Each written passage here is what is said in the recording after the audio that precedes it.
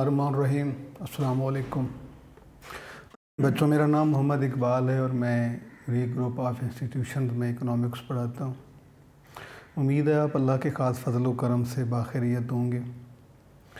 बेटे, इकोनॉमिक्स की online classes में हमने chapter 2 theory of consumer behaviour ये हम पढ़ रहे थे, और इसमें इससे पहले जो हमारा रिसेंटली टॉपिक था वो था law of diminishing marginal utility.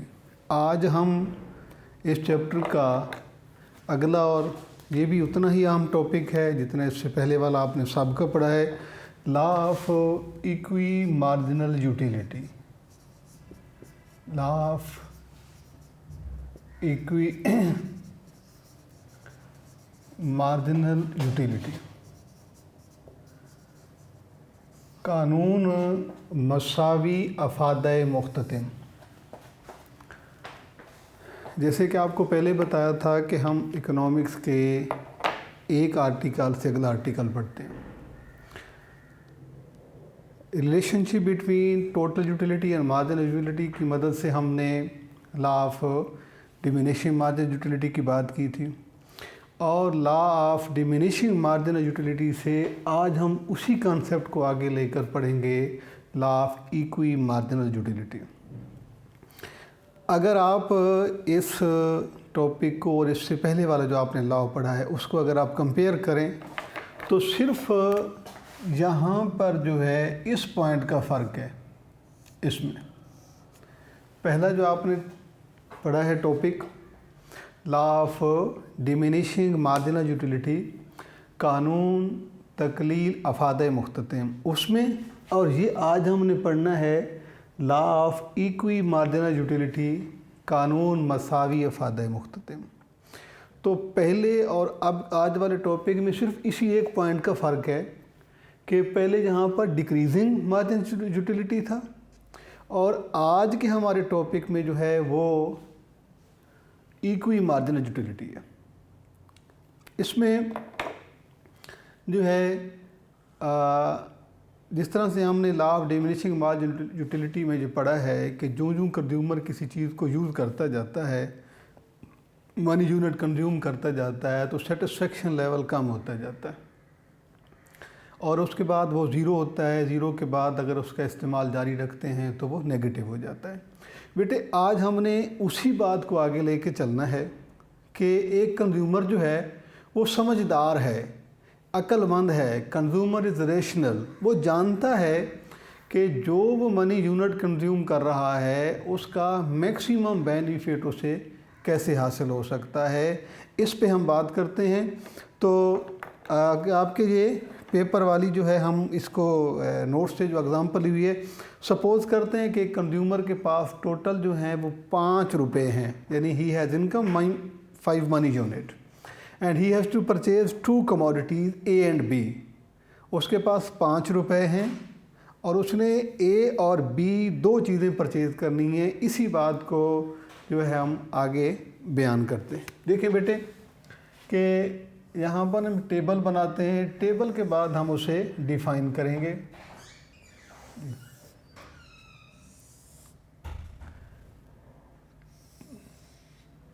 ये टेबल, और इसमें पहले कॉलम में आप यहाँ पर लिखेंगे मनी यूनिट्स, और 2 चीज़ें परचेज़ कर रहा है, MU ऑफ ए यानी marginal utility of A and marginal utility of B. उसके पास टोटल इनकम है 5 रुपीज़, और गुड्स कौन सी वो ले रहा है, ए और बी। 5 रुपये हैं उसके पास, ही हैज़ 5 मनी यूनिट। 5 रुपये हैं कंज्यूमर के पास, और उन 5 रुपये से वो 2 चीज़ें परचेज़ करना चाह रहे हैं, ए और बी।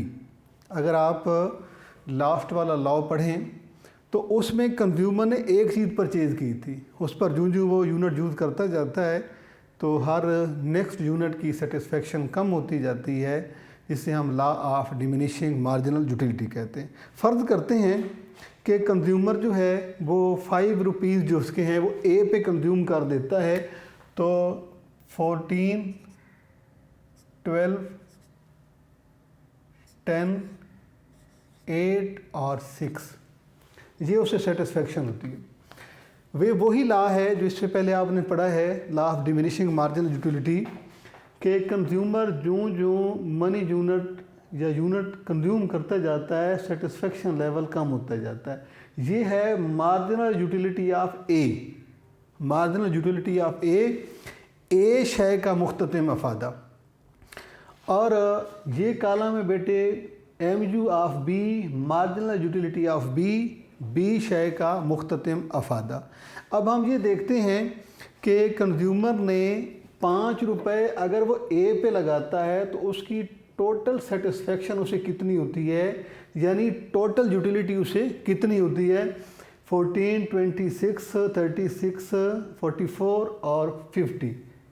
इसका मतलब ये है कि अगर वो 5 रुपये ए पर लगाता है तो कंज्यूमर को इससे टोटल यूटिलिटी, कुल अफादा, मजमूई तस्कीन उसे 50 हासिल होती है। अब चूँकि उसने 2 चीज़ें ख़रीदनी हैं, अब हम ये देखते हैं कि दूसरी चीज़ पर अगर ये 5 रुपीज़ वो दूसरी पे लगाता है तो उसका रिजल्ट क्या निकलता है। तो इसका जो है जी 12, 10, 8, 6 और 4, वही लॉ है, law of diminishing marginal utility. अब आप ये देखें कि अगर वो 5 रुपये बी पे खर्च करता है तो उसको सेटिस्फेक्शन कितनी हो रही है, 22, 30, 36 और ये 40। जी बेटा, अब हमारे सामने जो एक पिक्चर बनी है इसके मुताबिक कंज्यूमर के पास 5 रुपये हैं, उसने ए और बी 2 चीज़ें परचेज़ करनी हैं। हमने सपोज़ किया है कि अगर वो मनी यूनिट 5 लगाता है ए पर तो 50 से टोटल सेटिस्फेक्शन होती है, देन वो बी नहीं ले सकता। और सेकंड ऑप्शन ये है कि अगर वो ये 5 रुपीज़ बी पे लगाता है तो फिर उसे ए पर खर्च करने के लिए पैसे उसके पास नहीं बचते और सेटिस्फेक्शन होती है 40। अगर हम कंज्यूमर ऑब्जेक्टिव को बेस बनाकर इसके बारे में फ़ैसला करना चाहें तो कंज्यूमर जो है वो ए को परचेज़ करेगा, बी को इग्नोर कर देगा, क्योंकि ए की सेटिस्फेक्शन बी की सेटिस्फेक्शन से ज़्यादा है। लेकिन हम अब कंज्यूमर को कहते हैं कि वो अल्टरनेट के लिए, यानी कि बदल बदल कर रुपए खर्च करे, कंटिन्यूसली ना करे, बदल बदल कर खर्च करे और देखता जाए कि जिसमें उसकी सेटिस्फेक्शन ज़्यादा है वो उसको परचेज़ करता जाए। तो बेटे इसमें देखें आप कि कंज्यूमर अगर पहला रुपया खर्च करता है, इधर उसको 14 नज़र आ रहा है, इधर 12 है तो वो 14 ले लेगा। दूसरा रुपया खर्च करता है, इधर 12 है, इधर भी 12 है, वो जहाँ मर्जी चाहे खर्च कर दे, सपोज करते हैं उसने बी पे खर्च कर दिया। तीसरा रुपया उसने खर्च किया तो इधर 10 है, इधर 12 है, इधर 10 है तो वो 12 को ही विल परचेज। उसके बाद जब वो नेक्स्ट यूनिट लेता है पहला यूनिट उसने ए पे लगा दिया, दूसरा उसने बी पे लगा दिया, तीसरा रुपया उसने इस पे लगा दिया, चौथा रुपया जब वो मनी यूनिट करता है तो इधर भी 10 है, इधर भी 10 है, इनमें से जिस पे वो मर्जी खर्च कर दे, सपोज करते हैं उसने बी पे खर्च कर दिया। 5वां रुपया उसने यहाँ खर्च कर दिया। अब ये देखें कि उसने 3 रुपये ए पे खर्च कर दिए और 2 रुपये उसने कर दिए बी पे खर्च, यानी पहले जो अब उसने दोनों कमोडिटीज़ पर अल्टरनेट फॉर्म में खर्च किए हैं। अब आप ये बेटा देखें कि पहले इन्हीं 5 मनी यूनिट की टोटल सेटिस्फेक्शन 50 थी या 40 थी, उसमें चीज़ एक ले सकता था। लेकिन अब जो सूरत हाल है उसमें वो ए पर 3 यूनिट खर्च कर रहा है और बी पर वो मनी यूनिट 2 लगा रहा है। इससे उसको सेटिस्फेक्शन 3 से जो मिल रही है वो है 26 और 10 36, यानी कि जहाँ पे उसको टोटल सेटिस्फेक्शन 36 है, और जो वो बी पे 2 लगा रहा है उससे उसको हो रही है टोटल सेटिस्फेक्शन 22। इस तरीके से उसने ए चीज़ भी ले ली है, बी भी, और टोटल सेटिस्फेक्शन उसकी हो गई है 58। अब ये सिर्फ उसने इकोनॉमिक्स के कुछ रूल्स को फॉलो किया है तो उसकी टोटल सेटिस्फेक्शन हो गई है 58। हालांकि इन्हीं 5 रुपीज़ की सेटिस्फेक्शन 50 थी, वो बी नहीं ले सकता था, और जब 40 ले तो वो ए नहीं ले सकता था। अब इस पैटर्न में उसने ए भी चीज़ परचेज़ कर ली है और बी भी चीज़ परचेज़ कर ली है, दोनों चीज़ें उसने जो है वो परचेज़ कर ली हैं। अब बेटे इसमें हमने लॉ को कहाँ प्रूव करना है, अब हम ये देखते हैं ए पर उसने लगाए हैं 3 मनी यूनिट, तो लास्ट उसका थर्ड हुआ, तो थर्ड की सेटिस्फेक्शन है 10। बी पे उसने खर्च किए हैं 2 यूनिट और लास्ट हुआ उसका 10। इसका मतलब ये है कि ए के लास्ट की सेटिस्फेक्शन बी के लास्ट की सेटिस्फेक्शन के इक्वल है, और इसी को कहा जाता है law of equi marginal utility. यानी सारिफ इस तरह से बदल बदल कर खर्च करता है कि वो जितनी कमोडिटीज़ परचेज़ करेगा, यानी वो ए और बी में से जितनी भी परचेज़ करेगा, उनकी ए की आखिरी यूनिट की सेटिस्फेक्शन और बी के लास्ट यूनिट की सेटिस्फेक्शन आपस में सेम होंगी, बराबर होंगी, मसावी होंगी, और इस तरीके से उसकी सेटिस्फेक्शन ज़्यादा हो सकती है जी। एक को लिया।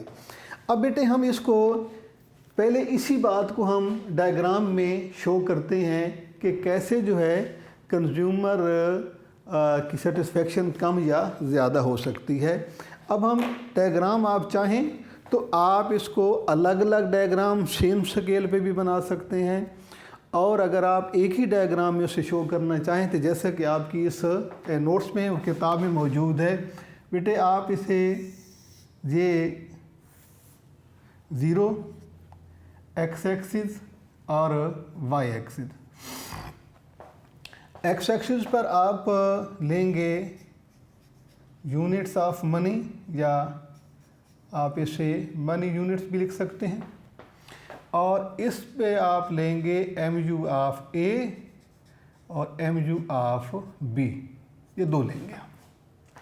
और इसमें बेटे स्केल जो आपने डिफ़ाइन करना है वो मनी यूनिट तो इक्वल हैं, उसका तो नहीं है इशू, वो तो आप यहाँ लिख देंगे 1 2 3 4 एंड 5, ये 5 मनी यूनिट हमने लिख दिए, 1 2 3 4 एंड 5, ये मनी यूनिट हो गए।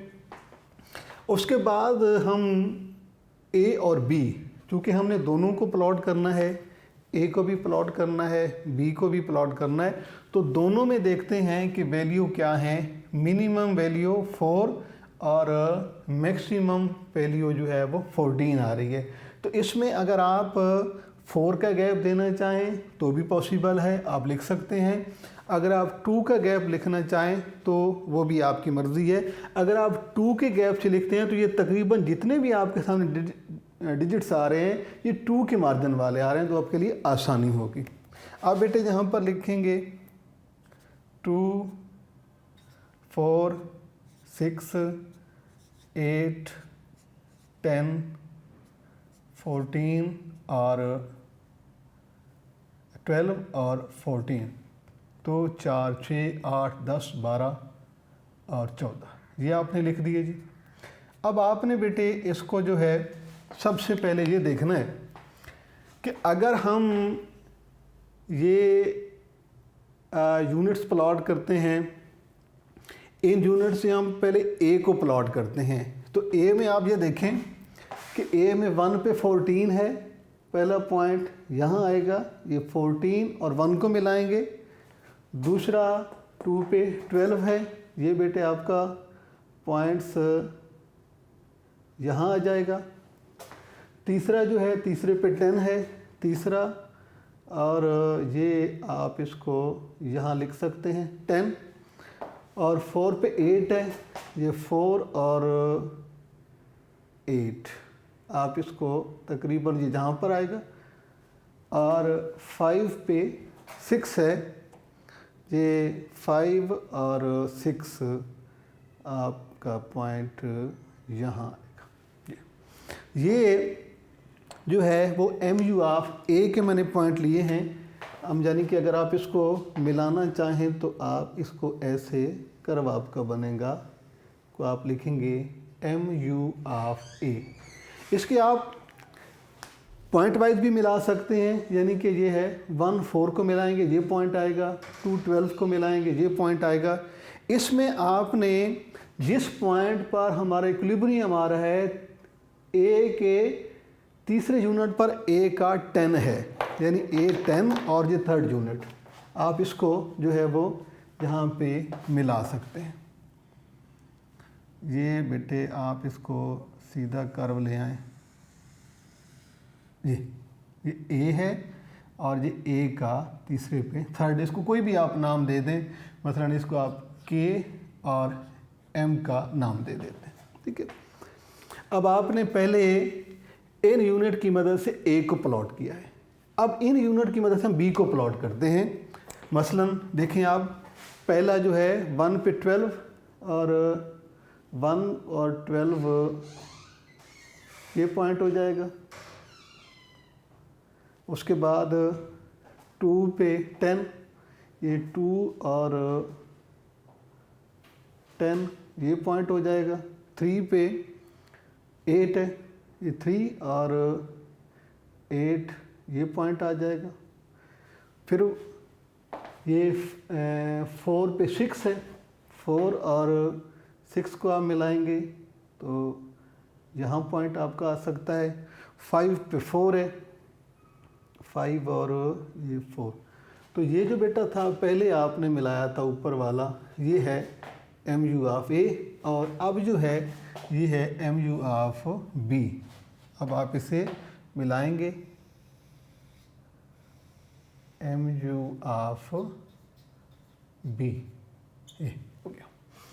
MU ऑफ A का तीसरे पे 10 था, अब MU ऑफ B जो है ये दूसरे पे 10 है, इसको आप डार्क कर देंगे।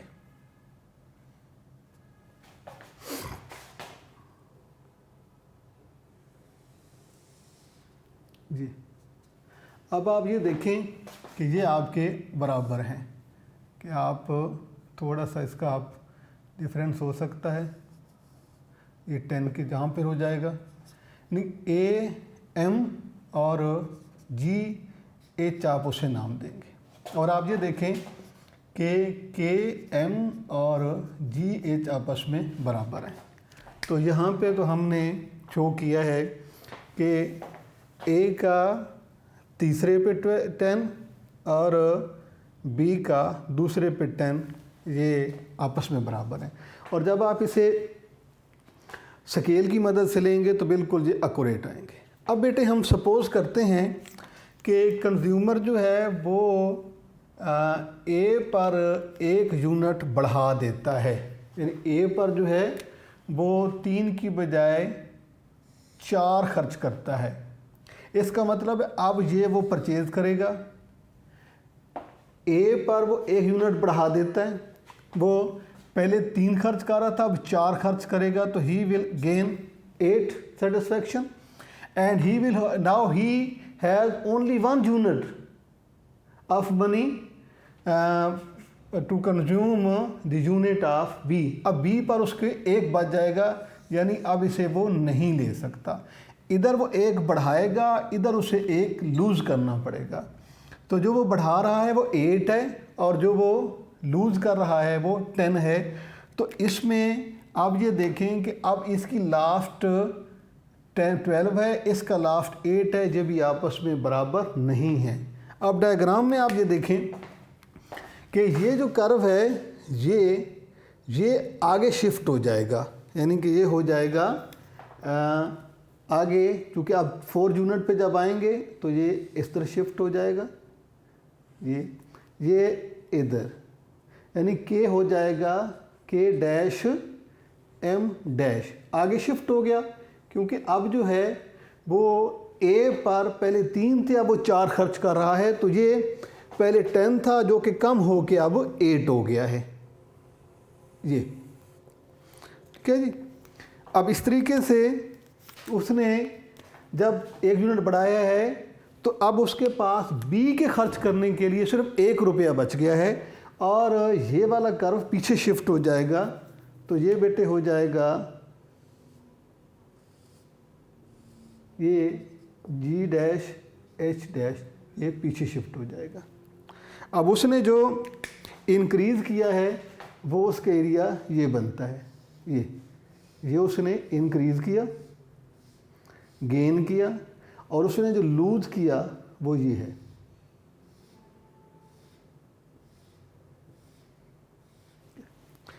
पहले जो था वो K, M और GH आपस में बराबर हैं। जब इस सूरत में तो उसकी मैक्सिमम सेटिस्फैक्शन 58 थी। अब उसने A पर 3 की बजाय 4 खर्च किए हैं तो 10 से यूटिलिटी कम होके 8 हो गई है, यानी कि उसने 10 से बढ़कर 8 हो गई है।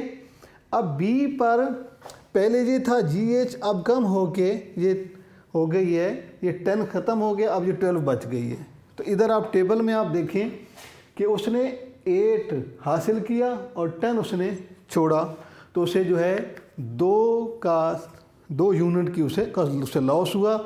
एक तो ये है कि उसकी टोटल सेटिस्फेक्शन कम हो गई। दूसरी बात ये है कि अब इधर लास्ट यूनिट 12 बच जाएगा, ये अब ये इधर लास्ट और 1 एक ही है और इधर है 8, तो इनकी सेटिस्फेक्शन भी आपस में इक्वल नहीं है। यानी लास्ट यूनिट की satisfaction, last unit satisfaction of A is now 12 and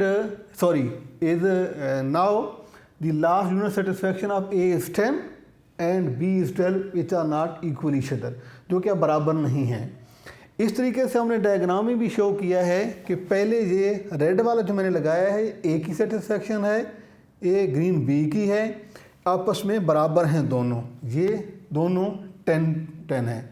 जब हम A पर 1 यूनिट बढ़ाते हैं तो ये K से कम हो के K डैश M डैश कम हो जाता है, यानी 10 से 8 हो जाता है। जबकि ये पीछे जो है ये ख़त्म हो के यहाँ पे कर्व शिफ्ट हो जाता है, तो अब ये लाइन ख़त्म हो जाती है, यानी 10 ख़त्म हो गया और ये भी 10, ये आगे 8 हो गया और ये पीछे कम हो के 12। तो जो उसने गेन किया है बेटे वो बुनियादी तौर पर कि ये उसने, जहाँ इसको हम इंक्रीज़ भी कह सकते हैं या इसे आप गेन लिख सकते हैं और इसे लॉस लिख सकते हैं।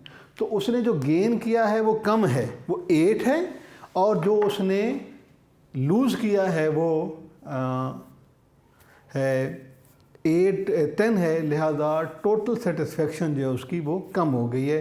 तो ये बेटा है law of equi marginal utility.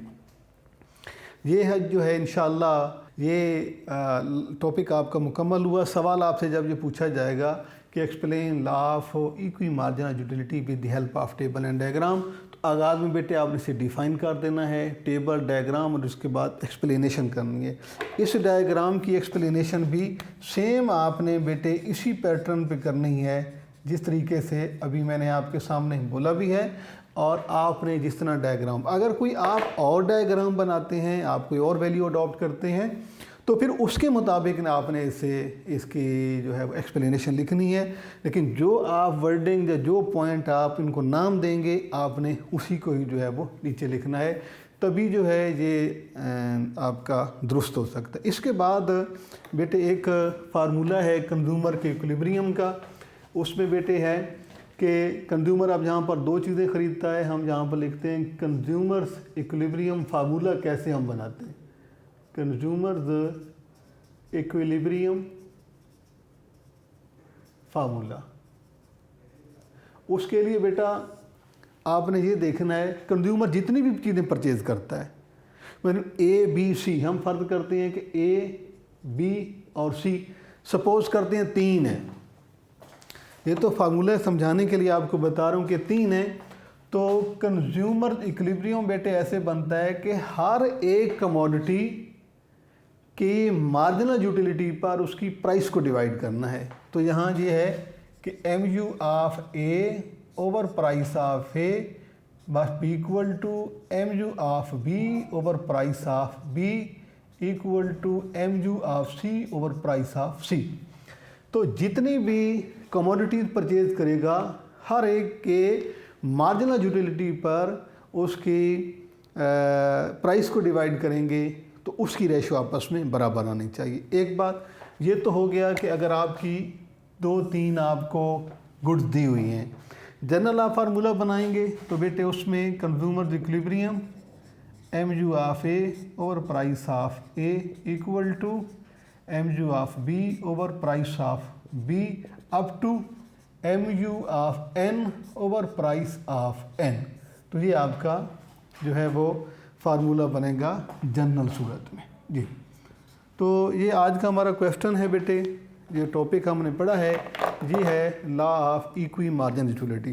जैसे कि चैप्टर के आगाज़ में मैंने आपको प्लॉट करके दिया था कि कंज्यूमर बिहेवियर में 2 थ्योरीज़ हैं, 2 अप्रोचेज़ हैं, एक यूटिलिटी है और एक मॉडर्न है। तो यूटिलिटी अप्रोच में जो टॉपिक थे उसमें एमयू और टीयू का रिलेशनशिप था, law of diminishing margin utility, law of equi margin utility. आज हमने कंज्यूमर बिहेवियर के यूटिलिटी अप्रोच को जो है हमने मुकम्मल पढ़ लिया है। इंशाअल्लाह अगले लेक्चर में जो है हम मॉडर्न थ्योरी को डिस्कस करेंगे, इंडिफरेंस कर्व अप्रोच। अल्लाह हाफिज़।